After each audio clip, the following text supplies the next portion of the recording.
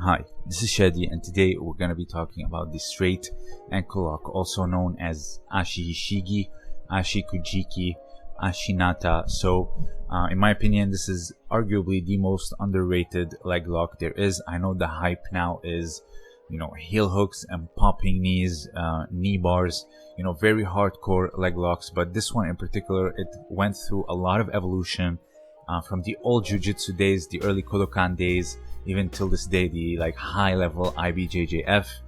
There's a lot that happened in terms of framing, in terms of braking mechanism, the way you pin your opponent, frame them, and also the several parts on the leg that you can target in order to create the tap or just pop the leg completely. So first, let's go back to the early Kodokan days or Jiu-Jitsu. Here you see Mitsuyo Maeda, he's standing up. When you say self-defense, obviously limited time on the ground is best. Here you see Yuki Otani. Both had different grips, if you saw, but nonetheless they're both targeting the leg. Similarly, they go to the side in order to prevent them from hip bumping or thrusting to relieve the pressure. Here you see a demonstration. Let's see, you can see that the grip is a bit deep, not so much using the toes as lever and nonetheless creating a tap. It almost looks like a calf crank in a sense at the bottom of the calf rather than dislocating the ankle. So not many know, but it's not just about busting the ankle. It can either be like here, a self-defense situation. Let's see it again. You just do it from standing and create pressure on the calf. So here, let's see here from the textbook of Jiu-Jitsu by Sadakazu Uyenishi. He's doing it. You can see, first of all, the leg is crossed. Why it's crossed? Because all he has to do is put his shoulder that's holding the leg on the ground and he will get the tap. Because it's a far shorter lever that if the leg is on the side. And also notice how the framing is very shallow. He just puts his legs on the hip. One is a bit crossed, reaped in a sense, and the other one on the leg on the adductor level. And it's enough for him to really prevent him from getting up. But with the level of competition today, you would know that this kind of frame would never fly. They would just leg drag his legs, remove the frames, and pass his guard. So let's see what he has to say about this leg lock in the book. So here he calls it Ashinata actually.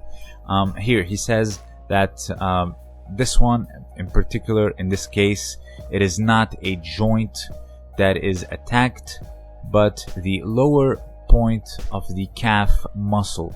So here he explains that it is actually a calf crank right above the Achilles tendon, the lower part of the calf muscle.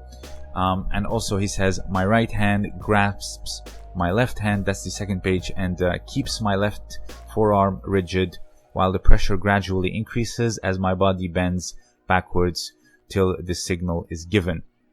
So here you see that this is indeed a calf crank. They are actually targeting the lower part of the leg. Here, this is from 1906, a year later. Again, all books are in the description below. You can see the grip. He's actually blading his forearm, creating a fist, also on the lower part of the calf muscle, and holding his fist and just putting his shoulder backward. Again, the leg is crossed, but the frame is different. Here you see it's a shallow 50-50 in a sense. So you'd have to unhook his legs in order to free, but by then he would probably get the tap much better than Uyenishi. So here he says on the very top, it's in bold, very tender spot at the base of the calf. So same thing, you are still creating pressure and compression on the calf muscle. Here from the standing variation, you just turn around so they don't hip bump and escape. But nonetheless, if you are someone that's very strong, you can actually shatter the shin rather than the ankle. Let's forward a few decades later. This is from Kawaishi's book, My Method of Judo. I will leave the link in the description below because the book is in French, but the link is in English. So here you see the framing got a little bit sophisticated. You would see this is a single X now that we're doing, or ashigarami, where the leg is going to the far hip diagonally, what we call reaping, rather than on the near hip. The braking mechanism, let's read a little bit about it in this page.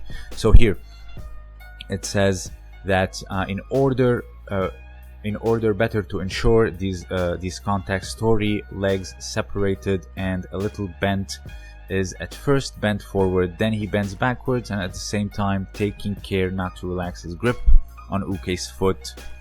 Here, made to support the entire weight of Uke's body on the ankle joint at the same time, torsion, twisting, and elongation. And above, you would see that he's talking about right above the heel, and below, right above the heel, by the radical edge of Tori's right foot. So here you see he's actually on the Achilles tendon and extending, so it actually breaks the ankle, not so much on the calf.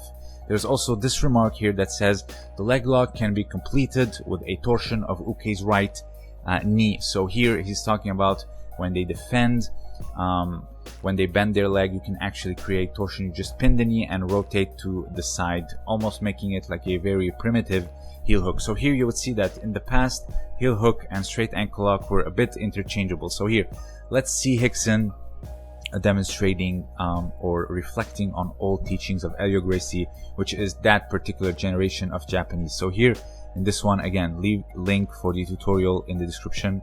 He says that, you know, when you go for a footlock and they tend to turn away or bend their leg in order to prevent you from really straightening the leg, hence the name straight footlock, then you go for a heel hook. The same one with the Kawaishi book, you can see, but it was the leg, it was crossed diagonally. So same thing from the single leg X.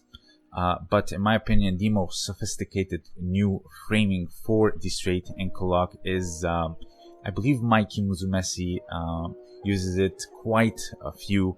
He won world championship with it.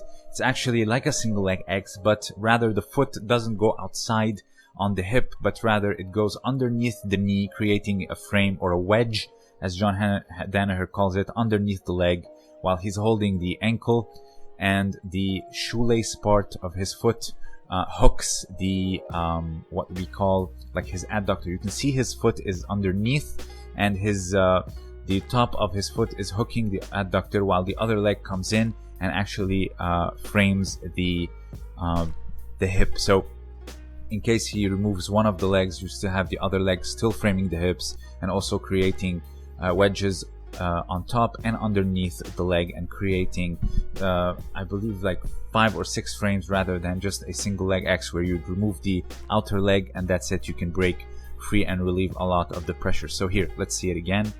He puts it, wedges the leg underneath rather than on the hip outside, and the other one comes crossing in on the hip, and he grabs the like the far lapel, which makes the shoulder mobility of the opposite shoulder far more engaged into breaking the ankle, not just the shoulder that's near the ankle, and thus you would create something far more efficient.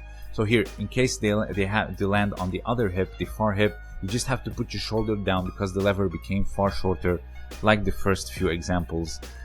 When you're on the other side, you have to do is put your head on the mat and you just extend, and thus you would create a braking mechanism. So here you see the framing, in my opinion, went from just putting your hips in a shallow manner on top to like a shallow 50-50, then the single leg X, and then, you know, interchangeably being from the heel hook to the straight ankle lock.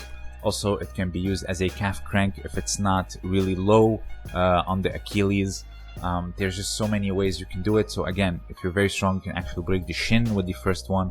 I do believe that they knew actually how to break the ankle in the first one, because if you read the book, again, it's in the description, they say that it's not to target the joint or to break the leg. So they actually, as if they know that you actually can. But, you know, it was the early days of spreading Jiu-Jitsu, keep doing tutorial books, etc. So I don't think they want to distribute this much information, 1, and 2, this much dangerous information that so many people can just take it and do whatever. I don't believe that they did that, but I'm speculating that they knew that there's many braking mechanisms.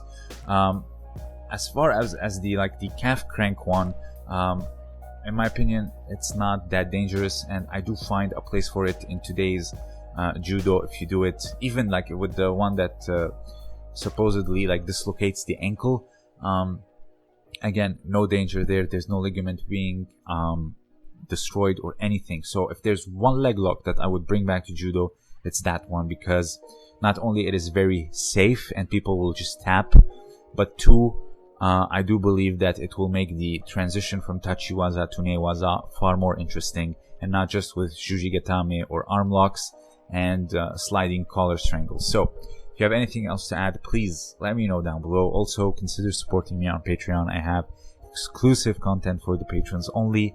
And also, please do not forget to check out Josh Simon's shop in the description. This was Shadi, and as always, thank you for listening.